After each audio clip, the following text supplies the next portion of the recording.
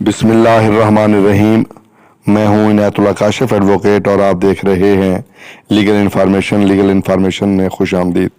جب ایک فوجداری کیس چل رہا ہوتا ہے تو عدالت کی ذمہ داری کیا ہوتی ہے، شہادت کو کیسے پرکھا جاتا ہے اور مجرم ثابت کرنے کے لیے شہادتی نوعیت کس طرح کی ہوتی ہے، یہ شہادت کے ذریعے کس نے ثابت کرنا ہوتا ہے جرم کو، اس حوالے سے آج کی ویڈیو آپ کی خدمت میں پیش ہے۔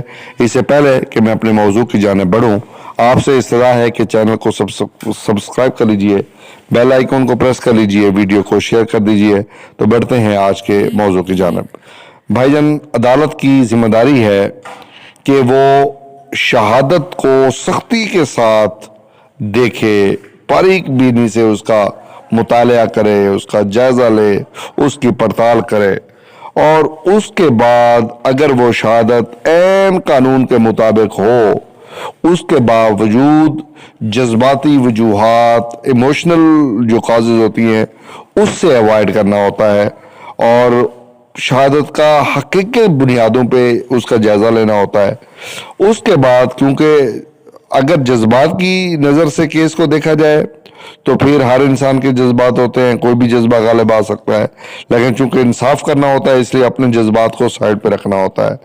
اور استغاثہ کی یہ ذمہ داری ہے کہ وہ شہادت پیش کرے جو شک و شبہ سے بالاتر ہو، شک و شبہ سے بالاتر ہو کر ملزم کے ارتکاب جرم کو ثابت کرنا ہوتا ہے۔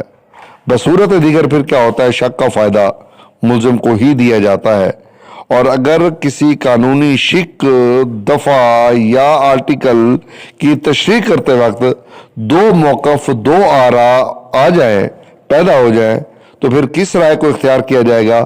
وہ اس رائے کو اختیار کیا جائے گا جو ملزم کی فیور میں ہوگی، جس سے ملزم کو فائدہ ہوگا، ملزم کو مفاد پہنچانے والی جو تعریف ہوگی، جو تشریح ہوگی، اسی کو قابل احترام مانا جائے گا۔ ملزم کو مجرم ثابت کرنے کی خاطر قانون شہادت کی جو الزامی نوعیت ہے اور تمام شکوک و شبہات سے اگر بالاتر نہیں ہوگی تو پھر اس کا فائدہ ملزم کو ہی ہونا ہے۔ اس لیے استغاثہ جب بھی مجرم کے خلاف ثبوت مہیا کرے تو وہ شک و شبہ سے بالاتر ہونے چاہیے۔